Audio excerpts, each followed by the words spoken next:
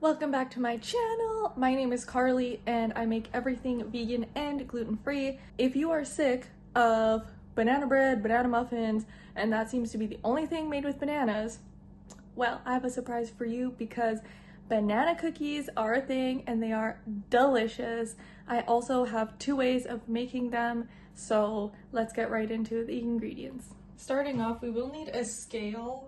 We also need our 1-to-1 gluten-free flour, baking soda, salt, brown sugar. I believe this is light brown, but super fine sugar. I'm going to be using icing sugar, ripe banana, vanilla extract, vegan butter. I'm going to be using Basil today, and vegan chocolate. I just have some dairy-free chocolate chips in here. Last but not least, some cinnamon. I think this was my addition to the recipe, actually. Step number 1, we're going to need to brown our vegan butter. So we'll weigh it out into the pan here. I need 125 grams. 125, oh yeah. All right, let's get it on the burner on low heat and then just let it simmer until it turns brown. So I'm just gonna let it bubble and simmer away like this for a few minutes until we start seeing it be turning a brownish color. While that's cooking, I'm going to weigh out our sugars. So we need 50 grams of light brown sugar and 75 grams of superfine sugar or icing sugar. Oh, it's kind of clumpy. All right, guys, it is pretty brown now and most of the foam has subsided. So I think we're good. Now we're going to add it into our sugar. Let's mix all our sugars together here, and I'll switch to a whisk. Also recommend using a glass bowl because this is super hot. Let's set this aside. Whoops, don't forget to tear your scales, y'all. Okay, I have 150 grams of 1-to-1 gluten-free flour.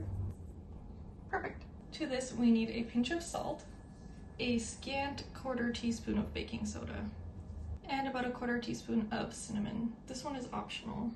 Let's just grab a spoon and give it a little mix. Let's put this aside and weigh out our bananas. We need 100 grams.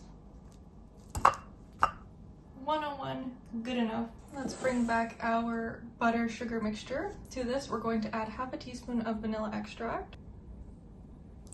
And our bananas. Now, if you're like me and you don't like chunks of banana in anything, you're gonna follow my instructions. If not, if you don't care if there's like little pieces of banana, just mash it with a fork like you would in banana bread and then add it in here and just whisk it. I'm going to be using my immersion blender to mush these up.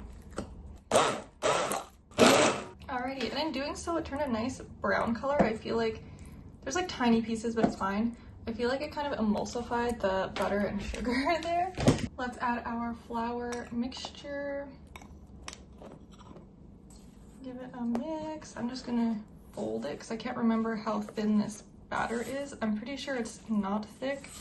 And you want to make sure that the butter sugar mixture was not still hot when you're adding in everything else we did in between. Probably should have cooled it down as it did mine, but just want to make sure it's not still hot when you add in the flour so it doesn't start just like baking.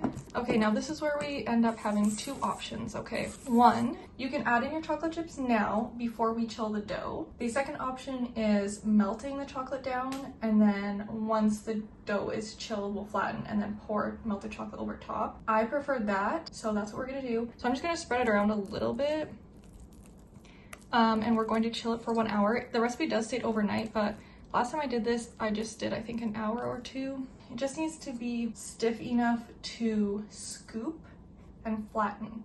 So I'm gonna put it in the fridge for 1 hour and then see where it's at. Alrighty, y'all, it has been probably more closer to 2 hours since we put the cookie dough into the fridge.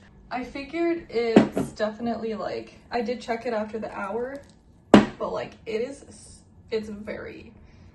hot, okay? This is why I think it does not need overnight at all. So anyways, I have a little, I forget what it's called, but to melt my chocolate, now I'm boiling water here. I'm gonna take a pan. You can also just use a glass pot or whatever. I'm gonna put my 100 grams of chocolate chips in here to melt.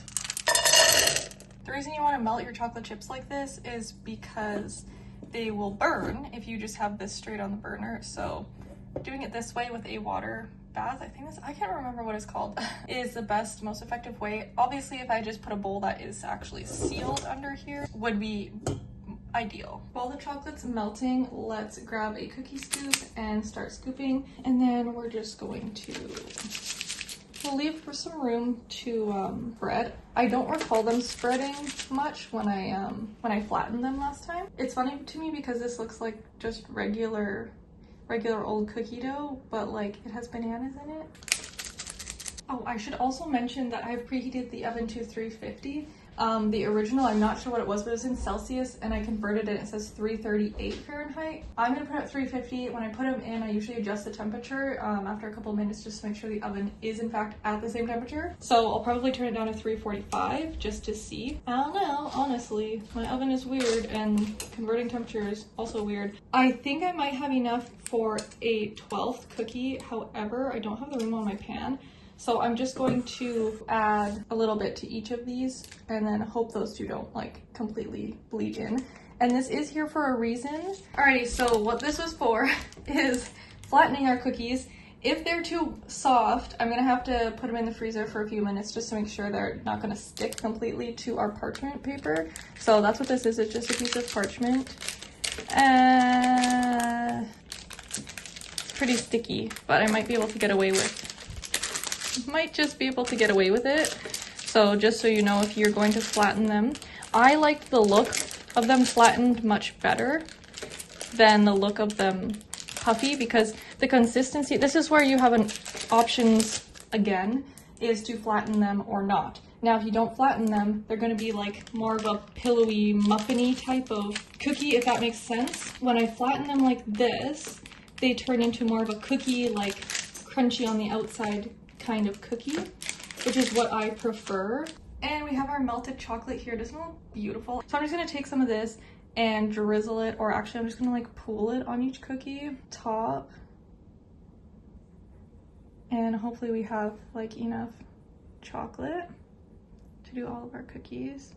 And hopefully not too much chocolate, because I don't want it to run off the cookies and just like get all over the pan. It will probably burn. You do not want to mix water and chocolate, okay? It just will ruin the chocolate. I used all the chocolate. Perfect. We're gonna bake them for 12 minutes. Oh my god, you guys.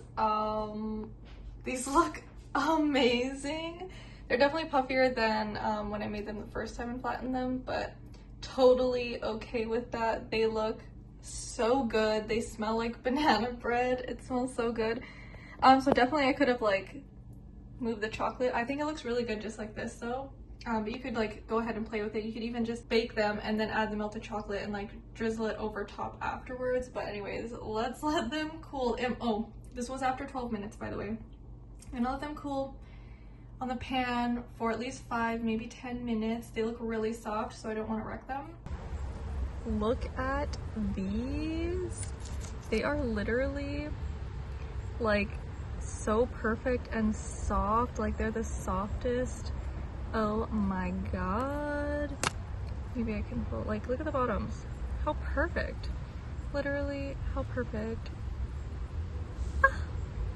Let's try it. Crispy on the very edge. Soft. Kind of like a muffin or like a cake, but like, man, these are so good. It really does taste like a banana muffin, but like a cookie, in shape of a cookie. I was gonna say I'll show you guys what these look like tomorrow and see like how they harden up and stuff like that, but I honestly, like, they're so good. I don't think there is going to be a tomorrow. So I do think they would have a more lumpy texture, if that makes sense, if I hadn't immersion blended it. So I think that's why they are so like pillowy soft cookies. But I do think if I had just put the chocolate chips amongst them instead of on top like this, it would be like just exactly the same. I think this is nice because it kind of looks different. It's not like, oh, and I'm sure the chocolate will stay like soft-ish. It won't be like hard as a rock or anything. So yeah, delicious. That will be it for this video. I hope you guys enjoyed. I hope you liked it. This is the perfect alternative to banana muffins or banana loaf. So with that, Don't forget to like and subscribe, and I will see you in the next video. Bye!